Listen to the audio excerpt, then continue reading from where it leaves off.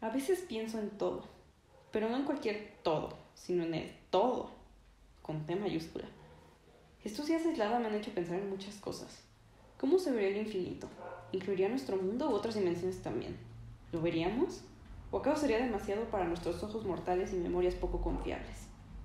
Y si lo viéramos, Sobrina. ¿el lenguaje sería suficiente para transmitirlo? Sobrina, ¿me pasas la sal? Está bien, tal vez no todos se pongan a pensar esas cosas a la hora de la cena con la familia, pero hoy he venido a cambiar eso. Estoy segura de que a nadie le vendría mal distraerse un poco en estos tiempos inciertos. Hoy les vengo a hablar de La Aleph, cuento del célebre escritor argentino Jorge Luis Borges. Con este cuento puedo garantizar que tendrán una crisis existencial completamente voluntaria. Una vez que lo hayan leído, se olvidarán de que estamos en una pandemia y de que el mundo está prácticamente a punto de acabarse. Créanme, sus mentes estarán ocupadas en otras cosas. El Aleph fue publicado en 1949 y es la expresión más contundente de las ideas de Jorge Luis Borges. Verán, si le damos un vistazo a toda su literatura, nos daremos cuenta de que hay temas recurrentes en ella, como la insuficiencia del lenguaje, los espejos y su significado, el infinito y la memoria. Borges nació en 1899, cuando a todos todavía les gustaba leer. Es broma. En esta casa a todos nos gusta leer regularmente. Espero. Por lo que era un escritor increíblemente culto. Es por eso que a lo largo de su obra encontraremos distintas intertextualidades, desde la mitología griega hasta Don Quijote.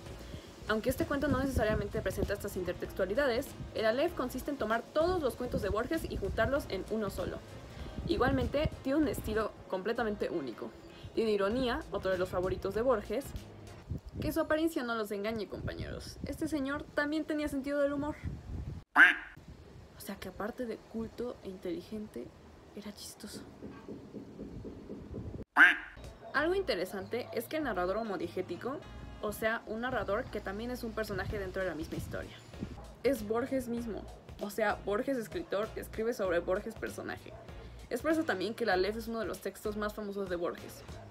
El cuento relata la rivalidad entre Borges personaje y Carlos Argentino Daneri, ambos escritores y ambos con el mismo interés romántico en Beatriz Viterbo, recién difunta al inicio de la narración. Los dos están siempre compitiendo. La perspectiva de Borges personaje respecto al lenguaje es que este nunca será suficiente para alcanzar a describir y expresar todo aquello que desea, pero la de Carlos Argentino es justo la postura opuesta. Carlos además escribe poesía que a Borges le parece bastante caótica y cacofónica. Además resulta que Carlos Argentino y la señora que mencioné que también le gustaba, Beatriz Viterbo, eran primos. Y toda esta relación interesante entre ellos se revela de una forma bastante peculiar en la narración posteriormente. Pero sin spoilers, no se preocupen, no les diré cómo se revela, tendrán que leerlo ustedes mismos. Volveré al tema del lenguaje en breve, pero antes tengo que aclarar algo. ¿Qué es un Aleph? La pregunta correcta sería ¿qué es el Aleph? El Aleph es el centro inefable de mi relato, en palabras de Borges narrador. Se trata de una esfera diminuta, de 2 o 3 centímetros, pero el espacio cósmico estaba ahí, sin disminución de tamaño. Resulta que Borges encuentra esta esfera al visitar el sótano de Carlos Argentino Daneri y logra ver el infinito dentro de ella. Aquí entra la insuficiencia del lenguaje. Borges en un principio advierte que el Aleph es indescriptible, inefable, y que él es incapaz de escribir sobre él de forma íntegra, dado que ni siquiera su propia memoria podría abarcarlo por completo. Imagínense, este autor tan culto y tan experimentado pone en duda su propia capacidad como escritor, lo que obviamente nos provoca impotencia como lectores.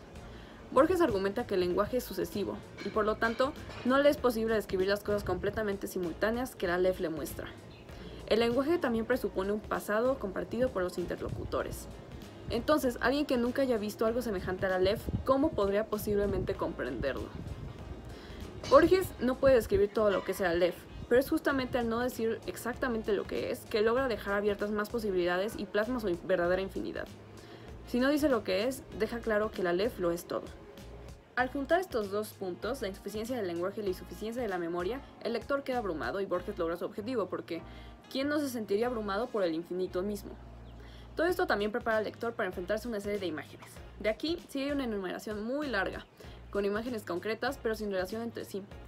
El cuento salta de un tema a otro. Hay imágenes de la naturaleza, de gente viéndose al espejo, de creaciones y máquinas humanas, de correspondencia privada, de la circulación de la sangre de Borges personaje, e incluso una puesta en abismo. Borges ve al lector del cuento. El narrador rompe la cuarta pared para hacer contacto con el lector. Por lo tanto, el Aleph verdaderamente muestra el infinito, ya que no se limita al mundo diegético, o sea, el mundo de la historia, sino que incluso entra a la dimensión del lector, a nuestra dimensión. Básicamente, el Aleph es una obra bastante interesante. Reitero que si la leen, sus cerebros estarán muy ocupados y se alejarán de una realidad que, honestamente, ya nos tiene un poco aburridos a todos. Este texto podría considerarse el punto culminante de la literatura de Jorge Luis Borges. Es la expresión más contundente de sus ideas respecto a la literatura y al lenguaje. Es por esto que los invito a leer el Aleph. Por esto y para que, cuando se acabe la cuarentena, puedan regresar como todos unos intelectuales. Bye.